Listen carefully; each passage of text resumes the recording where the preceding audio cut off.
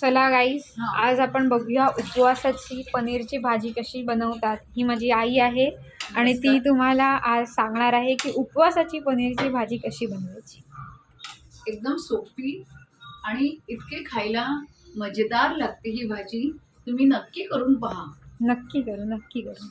मी पहिला काय केलं की 1 लिटर दूध घेतलं आणि त्याच्यामध्ये थोडं लिंबू पिळून, अर्धा लिंबू बस होते, आणि मग दूध फाटून घेतलं आणि ते बांधलं आणि त्याच्यानंतर पनीर तयार केलं. आणि हे पनीर आहे. हां, आणि ते पनीर असं बॉक्समध्ये सेट केलं आणि फ्रीजमध्ये ठेवलं, तर ते असं आपलं नेहमीचं पनीर सारखं तुम्हाला दिसेल. तुम्ही असं करून पहा. त्याच्यानंतर मी आता उपासाला जर बाकीचा कांदा, लसूण वगैरे काही चालत नाही, म्हणून मी या ग्रेव्हीसाठी सुकं खोबरं घेतलं आणि त्या सुकं खोबऱ्याबरोबर मी 5-6 बदाम आणि 7-8 काजू घेतले आणि ते भाजून घेतलं तेलामध्ये छानसं असं खरपूस. आणि मग त्याच्यानंतर ते मी मिक्सरला लावलं. मिक्सरला लावल्यानंतर त्याची पेस्ट केली आणि त्या पेस्ट मी तेलावरती आधी मिरची पूड टाकली आणि मिरची पूड जरा अशी तवंग आल्यानंतर मी ती पेस्ट त्याच्यावर टाकली आणि हे मी असं घाटून घेतलं. आता मी हा जो पनीर होतं, या पनीरला मी काही लावलं नाही, फक्त दही आहे, थोडीशी मिरची पूड आहे आणि मीठ असं लावले. आता मी ह्याच्यावरती थोडंसं काळी मिरी तुम्हाला थोडी दाखवते, जास्ती नाही घालायची, थोडी जरा एक टेस्टसाठी. काळी मिरी म्हणजे काय, आपण उपासाला काळी मिरी खातो. आणि आता हे बघा, असं उकळल्यानंतर त्याला अशी एक असं बुडबुड्यांसारखं, म्हणजे असं बबल्स येतात, म्हणजे आपलं ग्रेव्ही तयार झाली आहे.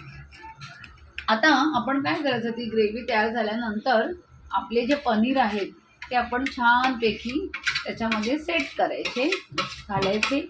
व्यवस्थित घालल्यानंतर थोडंसं वगैरे इथे ठेवलं, ते सुद्धा आपण त्याच्यामध्ये घालून टाकू आणि गॅस थोडं कमी करायचा, कारण पनीर हे 3 ते 4 मिनटामध्ये शिजतात. म्हणून गॅस थोडा कमी केल्यानंतर हे बघा, जास्ती तुम्हाला हवी तशी मिरची पूड तुम्ही घालू शकता, म्हणजे रंगासाठी, पण मी थोडी कमीच घातली आहे, कारण आपण जेव्हा एरवी करतो तेव्हा कांदा लसूण असल्यामुळे तो तिखटपणा मारला जातो. पण आता हा जो आपण घेणार आहोत की उपासाचे, त्याच्यामध्ये कांदा लसूण नसल्यामुळे मी थोडंसं कमी प्रमाणामध्ये तिखट घेतलेले आहे आणि असा रस्सा केला. आता माझे जावबाई आहेत आज घरी, तर त्यांनी छानपैकी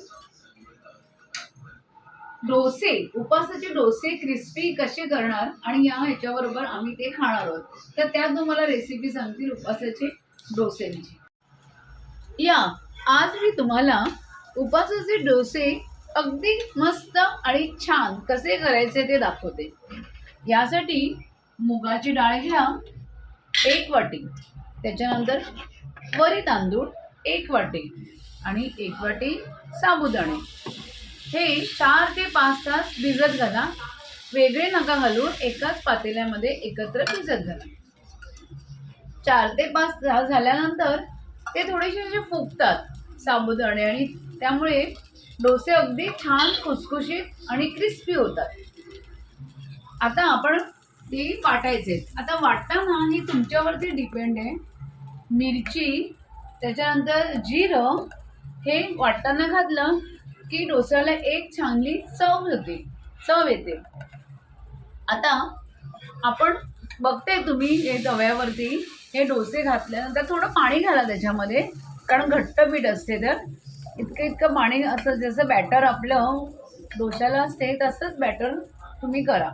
आणि मग त्याच्यानंतर तुम्ही आता हे डोसे आपला जो नॉनस्टिक पॅन आहे त्याच्यावरतीच करा. साध्या पॅनवरती ते नीट होणार नाहीत. नॉनस्टिक पॅनवरती ते चांगले खुसखुशीत असे डोसे तयार होतात आणि चवीलाही छान लागतात. आज आमच्याकडे मस्त पनीरची उपासाची भाजी आणि घरी केलेलं पनीर आहे बरं का, आणि क्रिस्पी डोसे असा मेनू आहे. धन्यवाद. तुम्हीही जेवायला या.